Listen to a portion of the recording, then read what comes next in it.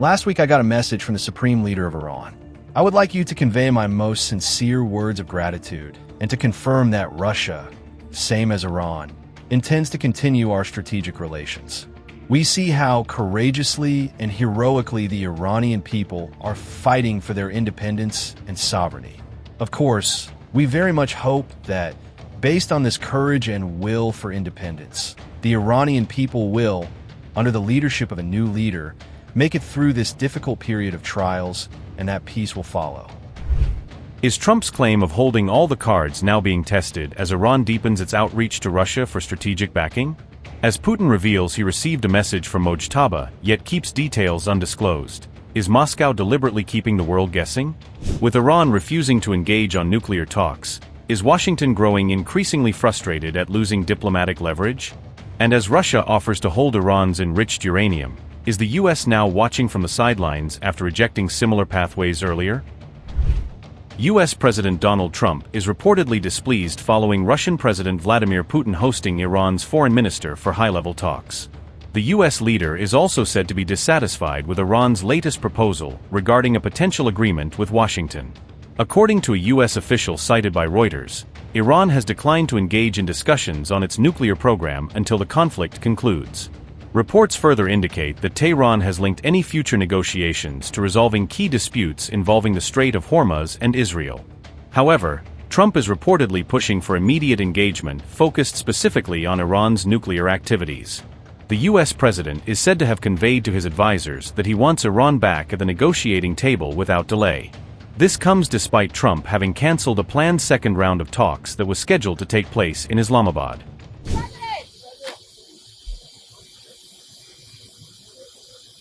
Oh, you're good, you're good. Yep. Okay. You probably heard that we canceled the trip. We have all the cards. We're not going to spend 15 hours in airplanes all the time going back and forth to be giving a document that was not good enough. And so we'll deal by telephone, and they can call us anytime they want. Again, we have all the cards. They have no military left, practically. They have no leaders left. We don't know who the leaders are. Nobody knows who the leader. I don't think they know who the leaders are, very importantly. So you saw that. And any other questions? Yes,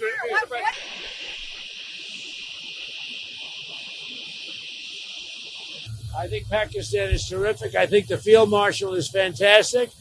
I think the prime minister of Pakistan is great. And, you know, they'd like to see something happen, but we're not going to be traveling 15, 16 hours to have a meeting with people that nobody ever heard of before. What changed to make you make that decision? Too much travel. When they say the meeting's scheduled for Tuesday, I said, Tuesday, that's a long time from now. But when you get right down to it, it's a lot of traveling. No, we don't want to do that. At what point do you send Witkoff and Kushner and send Vice President Vanson? What point are you going to be ready? They're all very competent, all three. Those are three. Good. But they weren't meeting with the leader of the country. They were meeting with other people. And I said, we're just not going to do it. Too much traveling, takes too long, too expensive. I'm a very cost-conscious person. Mr. President, you said this. Well, I want to find out, you know, it's not dropped. They're looking into the whole thing. Make a deal with those factors. Whoever's running the show. I'll deal with whoever runs the show. They don't know. They are fighting with each other. There's tremendous infighting. They're probably fighting for leadership. In many cases, I think they're fighting not to be the leader because we knocked out 2 levels of leaders. But I'll deal with whoever we have to. But there's no reason to wait 2 days, have people traveling for 16, 17 hours. And we're not doing it that way. We'll do it. When they want, they can call me. We have all the cards. We've won everything. We have all the cards. Yesterday you said to Reuters that we're dealing with who is in charge now. What changed from yesterday to today? Nothing. It's just that they gave us a paper that should have been better. And interestingly, immediately when I canceled it, within 10 minutes, we got a new paper that was much better. What was on that paper, sir? We talked about they will not have a nuclear weapon. It's very simple. Look, that whole deal is not complicated. Iran cannot have a nuclear weapon. Very simple. Is the ceasefire remaining? Will you continue the ceasefire? Haven't even thought about it yet. Did they offer anything in return to 20 years of suspending enriched uranium? They offered a lot. What but did they offer? They offered a lot, but not enough. Thank you.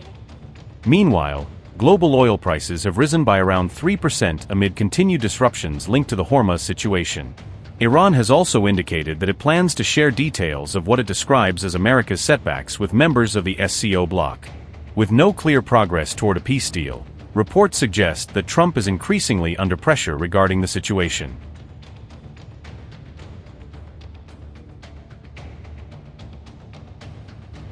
On April 27th, Iran's Foreign Minister Abbas Araghchi made a significant visit to St. Petersburg in Russia. During the visit, Araghchi held discussions with President Vladimir Putin on the ongoing conflict and the role of the United States. Putin revealed that he had spoken with Iran's supreme leader in the previous week. However, the Russian president did not disclose specific details regarding his conversation with Mojtaba Khamenei. Moscow has also indicated its willingness to mediate between Iran and the United States to facilitate a potential agreement. Additionally, Russia has reportedly offered to store Iran's enriched uranium as part of a possible diplomatic arrangement. Last week I got a message from the Supreme Leader of Iran. I would like you to convey my most sincere words of gratitude and to confirm that Russia, same as Iran, intends to continue our strategic relations. We see how courageously and heroically the Iranian people are fighting for their independence and sovereignty. Of course, we very much hope that, based on this courage and will for independence, the Iranian people will, under the leadership of a new leader, make it through this difficult period of trials and that peace will follow. From our side, we will do everything that is in your interest, in the interest of all nations in the region, so that peace is reached as soon as possible. You know our position very well. I was asked to confirm during this visit that Russian-Iranian relations is a strategic partnership and will remain that way moving forward. It was proven that Iran has friends and allies, such as Russia, who stand by Iran during difficult times and support Iran. We thank you for firm position in support of Iran.